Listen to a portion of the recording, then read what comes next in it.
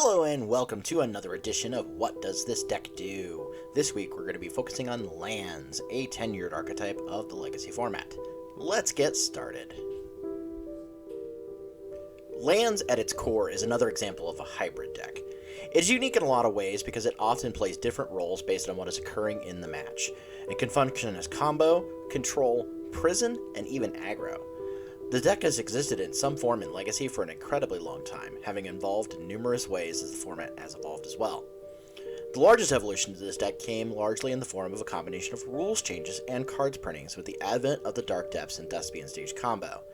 The legendary rules changing to allow the combo to function came into play in conjunction with the printing of stage, gave lands a powerful game-winning combo. It is best to fully understand how the Dark Depths combo works to better understand lands as a deck. Dark Depths enters with 10 ice counters on it and is a legendary land. When Thespian Stage becomes a copy of Dark Depths, you will suddenly control two copies of Dark Depths, one with ice counters and the other without. The game state presents a question of which depths you wish to keep per the legendary rules, and you keep the one without the ice counters. This is where Dark Depths state trigger comes into play. A state trigger is a trigger that occurs when a certain game state is true, and there are no other triggers on the stack for that game state. Per the wording of Dark Depths, to resolve this trigger, you will sacrifice the depths with no ice counters on it, and then get a 20/20 Merit Lage token.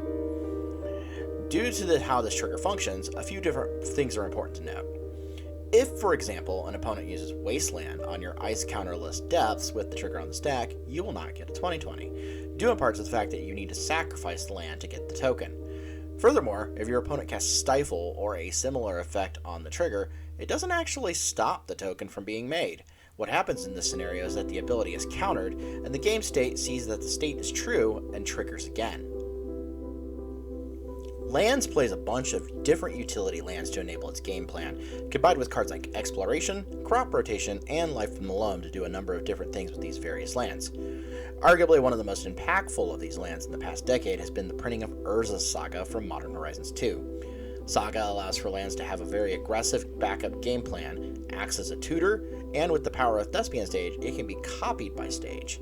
In fact, this interaction alone could have an entire video devoted to how this works, but the long and short of it is that Saga rules by themselves are pretty complex, and while they work with the land when the land is still an enchantment, as soon as it becomes anything else, those Saga rules go away, still leaving the activated abilities granted to the land.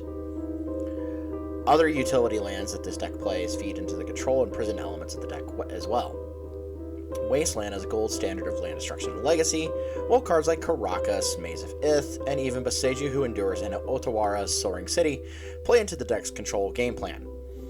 One of the more iconic lands of the land's deck is, of course, the Tabernacle at Pendrell Vale. This is an exceptionally expensive land in Paper Magic, but its value to lands cannot be overstated, as combining its effect with Wasteland and other mana disruption can easily put an opponent in a pinch with its creatures. Newer lands like Talon Gates of Madara have become strong ways to interact with various creatures in the format as well. Lands is an exceptionally popular deck amongst the pilots who play it. Pilots like Albert Lindblom and resources like pendrellvale.com are in abundance for this deck, as is the Lands Discord. I will be linking the pendrellvale.com website and the Lands Discord in the video description. There's tons of available resources for this deck for sure, as those who play it are exceptionally devoted to it. Thank you for listening to this week's edition of What Does This Deck Do? Please don't forget to hit the like and subscribe buttons, and ring the bell for notifications on future videos.